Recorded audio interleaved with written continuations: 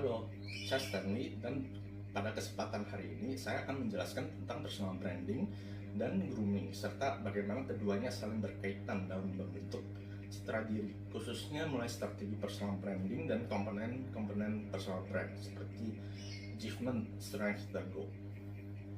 Nah, tanpa kita sadari, setiap orang sebenarnya sudah memiliki personal brandingnya sendiri. Cara kita berbicara, bersikap, berpenampilan, hingga bagaimana orang lain mengingat kita, itu semuanya membentuk persepsi tertentu. Personal branding itu bukan tentang pencitraan palsu, melainkan tentang bagaimana kita secara sadar menampilkan nilai dan keunikan diri kita kepada orang lain. Personal branding yang baik itu tidak dibangun secara kebetulan, tetapi lewat strategi.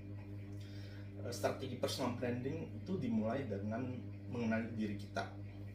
Nah, kita perlu memahami siapa diri kita, nilai apa yang kita miliki, dan citra seperti apa yang ingin kita bangun. Setelah itu, strategi dilanjut dengan konsistensi. Artinya, apa yang kita lakukan, apa yang kita katakan, dan bagaimana kita menampilkan diri kita sendiri harus selaras dengan nilai yang kita pegang. Personal branding yang tidak konsisten akan sulit dipercaya dan mudah dilupakan. Dalam personal branding terdapat 3 komponen utama yang perlu diperhatikan. Komponen yang pertama itu adalah achievement atau pencapaian. Achievement merupakan bukti nyata dari kemampuan dan pengalaman yang kita miliki. Pencapaian ini bisa berupa prestasi akademik, pengalaman organisasi, proyek kerja, maupun tanggung jawab yang kita pernah jalani. Achievement berfungsi untuk menunjukkan bahwa personal brand yang kita bangun memiliki dasar yang jelas dan dapat dipertanggungjawabkan. Komponen kedua adalah strength atau kekuatan diri kita.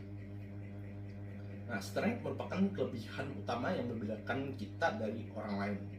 Setiap orang itu memiliki kekuatan yang berbeda, seperti kemampuan berkomunikasi, kepemimpinan, kreativitas, atau ketelitian dalam bekerja.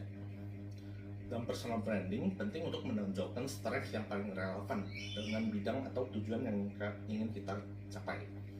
Dengan begitu, orang lain akan lebih mudah mengenali dan mengingat nilai utama yang kita miliki. Kemudian komponen yang terakhir atau yang ketiga adalah goal atau tujuan. Goal menjadi arah dari personal branding yang kita bangun. Tujuan ini bisa berupa target karir, pengembangan diri, maupun posisi profesi yang ingin kita capai di masa depan. Dengan goal yang jelas, personal branding menjadi lebih terarah dan tidak berubah-ubah. Kita dapat menentukan citra seperti apa yang perlu kita bangun agar mendukung pencapaian tujuan tersebut. Selanjutnya, personal branding itu tidak bisa lepas dari grooming tentunya. Grooming merupakan bagian penting karena penampilan adalah kesan pertama yang dilihat orang lain.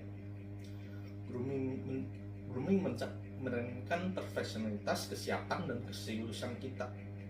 Penampilan yang rapi, bersih, dan sesuai konteks akan memperkuat personal branding yang ingin kita bangun. Grooming bukan berarti harus mahal atau berlebihan, tetapi harus mencerminkan identitas diri dan lingkungan tempat kita berada. Kesimpulannya, personal branding dan grooming adalah proses sadar untuk menampilkan versi terbaik dari diri kita. Dengan strategi personal branding yang tepat serta pemahaman terhadap achievement, strength, dan goal, kita dapat membangun citra diri yang kuat, otentik, dan relevan. Personal branding yang baik akan membantu kita lebih dipercaya, lebih dihargai, dan lebih siap menghadapi berbagai kesempatan di masa depan. Sekian, terima kasih.